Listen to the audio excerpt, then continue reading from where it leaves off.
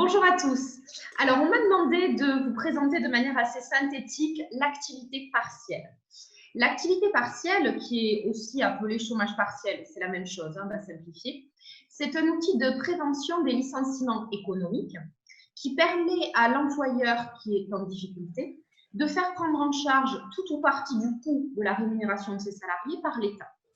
C'est un dispositif qui existe depuis plusieurs années et qui est régi par les articles L5122.1 et suivants du Code du travail pour ceux que ça peut intéresser.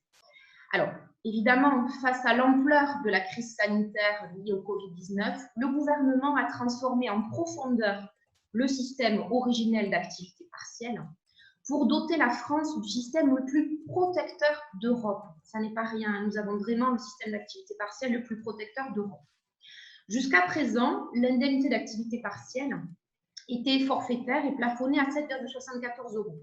Désormais, l'allocation qui est versée par l'État à l'entreprise est proportionnelle aux revenus des salariés placés en activité partielle, dans la limite d'un plafond, j'y reviendrai, qui est de 4,5 SMIC.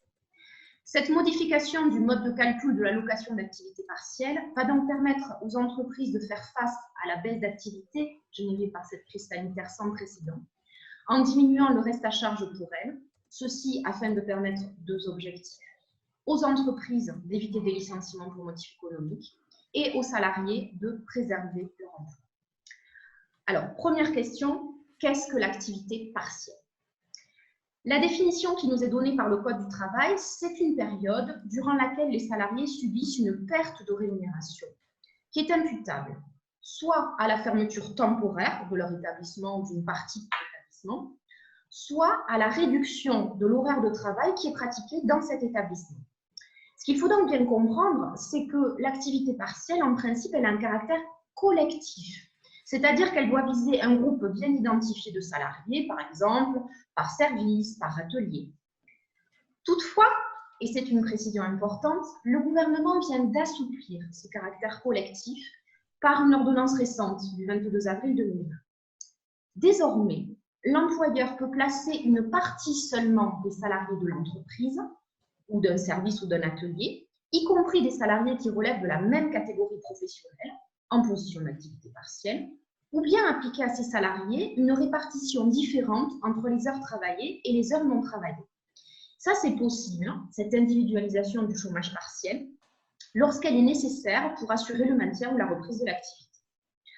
Alors, pour individualiser ce chômage partiel, il y a deux possibilités. Soit l'entreprise va le faire par le biais d'un accord collectif d'entreprise ou de branche, ou bien l'entreprise va le faire par décision unilatérale, mais il faudra que ce soit après avis favorable du CSE, le comité social et économique, lorsqu'il existe dans l'entreprise. Donc voilà ce qu'est l'activité partielle, la notion d'activité partielle. Maintenant, quels salariés peuvent en bénéficier? Alors, à l'origine, certains salariés étaient exclus du bénéfice de l'activité partielle. Mais le gouvernement a très vite remédié à cela en élargissant de manière considérable le champ d'application de l'activité partielle. Désormais, quasiment tous les salariés qui possèdent un contrat de travail peuvent bénéficier de l'activité partielle. C'est notamment le cas pour les salariés à temps partiel, pour les salariés en CDD, pour les apprentis, les VRP, les cadres dirigeants dans certaines conditions et les cadres en forfait sur l'année, avec bien sûr des modalités de calcul spécifiques pour déterminer l'indemnité qui sera due à certains de ces salariés. Je précise également que le passage en activité partielle, la décision de l'employeur de mettre ses salariés en activité partielle, n'est pas une modification du contrat de travail. Ça veut donc dire que le salarié ne peut pas refuser le placement en activité partielle. Et ce qu'il faut comprendre, c'est que pendant les périodes d'activité partielle, le contrat de travail, il est simplement suspendu, il n'est bien sûr pas rompu. Question très importante, le nerf de la guerre, c'est l'argent. Comment est indemnisée l'activité partielle? L'indemnisation de l'activité partielle, elle est fondée sur un double mécanisme. D'une part, l'indemnité d'activité partielle qui va être versée par l'employeur à son salarié. D'autre part, l'aide de l'État qu'on appelle allocation d'activité partielle et qui est versée par l'État à l'employeur. Tout d'abord, l'indemnité d'activité partielle. Alors, pendant les périodes autorisées d'activité partielle, l'employeur doit verser à son salarié une indemnité minimale égale à 70% de la rémunération brute du salarié. 70% du brut, ça représente à peu près 84% du net. Et en tout état de cause, cette indemnité d'activité partielle, elle ne peut pas être inférieure à 8,03 € par heure. Ces 70%, c'est un minimum. Ça signifie donc que l'employeur peut décider de verser davantage, par exemple maintenir le salaire à 100%, soit par décision unilatérale, soit en vertu d'un accord collectif.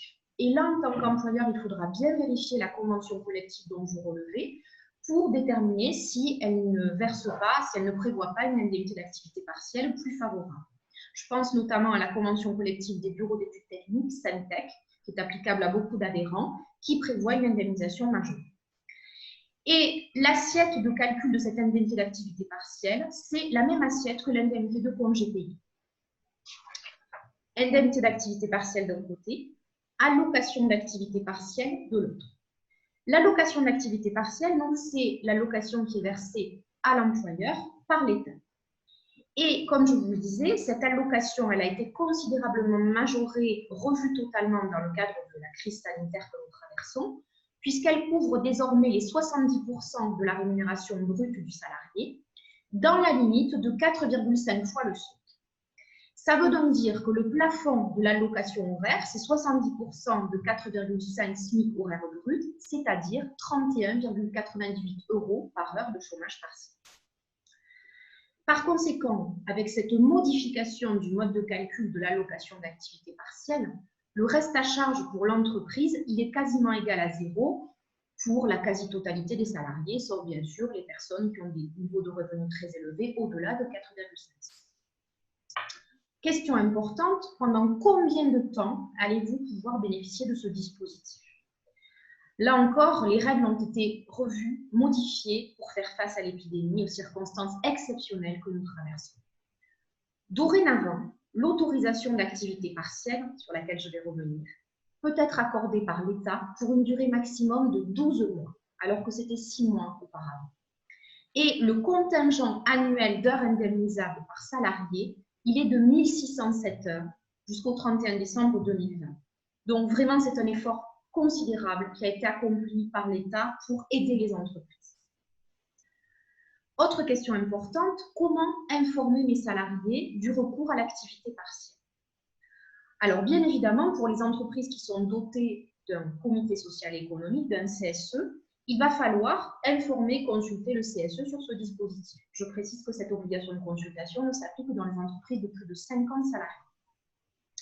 Et en principe, l'avis rendu par le CSE doit être joint à la demande d'autorisation d'activité partielle. Donc, en principe, c'est un avis préalable.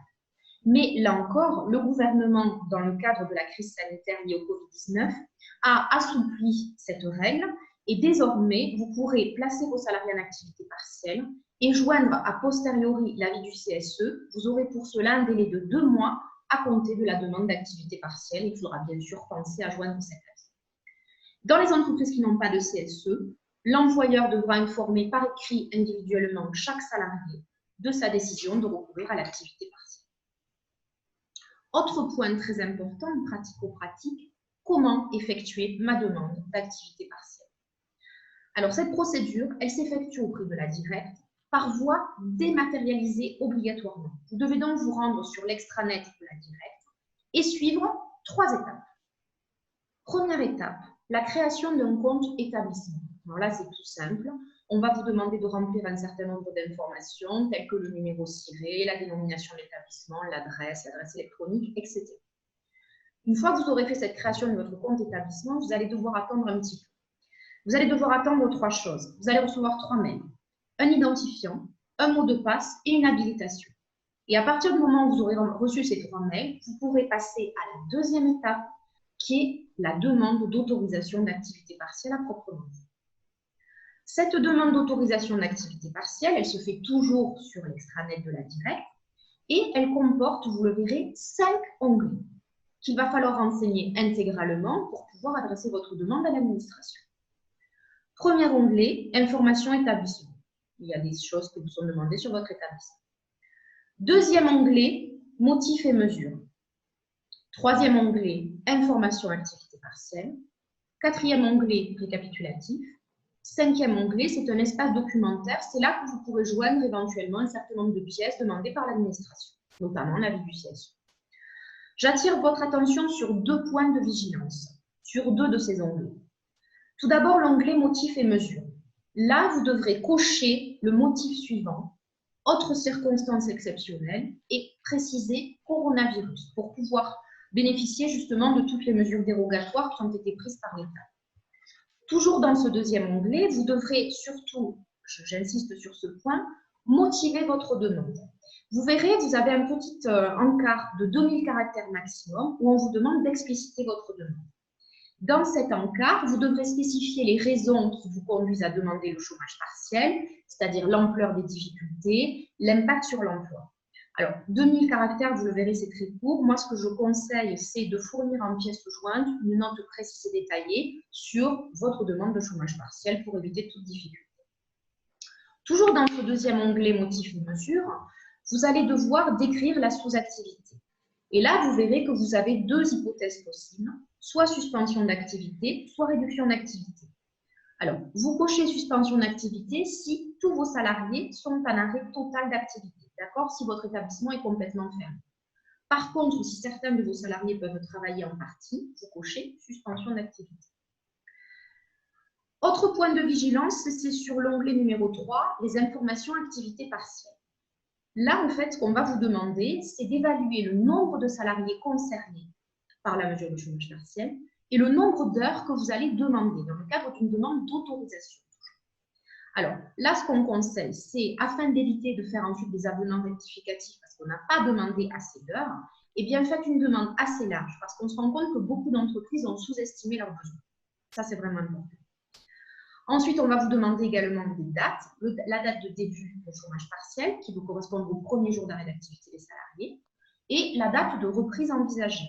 Si vous ne savez pas à quelle date vous allez reprendre, le ministère du Travail conseille de faire une demande jusqu'au 30 juin 2020. Voilà, c'est la date qui est préconisée. Une fois que vous avez rempli ces 5 onglets, vous allez attendre pour avoir la réponse de la directe et donc la fameuse autorisation de chômage partiel. Là aussi, le gouvernement a fait beaucoup d'efforts puisqu'auparavant, il fallait attendre 15 jours. Là, dans le cadre de la circonstance exceptionnelle Covid-19, ce délai est réduit à 2 jours. Ce qui signifie que quand vous aurez fait votre demande, si passé le délai de 2 jours, vous n'avez pas de réponse, c'est une acceptation tacite. Une fois que vous avez votre autorisation de chômage partiel, vous allez passer à la 3e étape, qui est la demande d'indemnisation.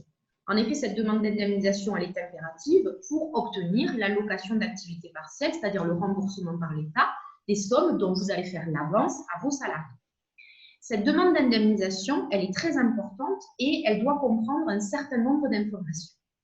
Les noms et prénoms des salariés concernés, leur numéro de sécurité sociale, la forme d'aménagement du temps de travail à laquelle ils sont soumis, par exemple les cadres en forfait jour, les salariés qui sont en aménagement du temps de travail sur l'année, etc. Le nombre d'heures prévues au contrat, le nombre d'heures travaillées et le nombre d'heures chômées pour chaque période. Et quand vous aurez rempli tout cela, eh bien, l'extranet va calculer automatiquement le nombre d'heures à indemniser. Bien sûr, on vous conseille d'envoyer votre demande d'indemnisation le plus rapidement possible, dès le matin du premier jour du mois idéalement, afin de vous garantir le délai de traitement le plus court possible de votre demande par l'État. Donc voilà comment, en quelques mots, se déroule une demande de chômage partiel et comment vous pouvez en bénéficier.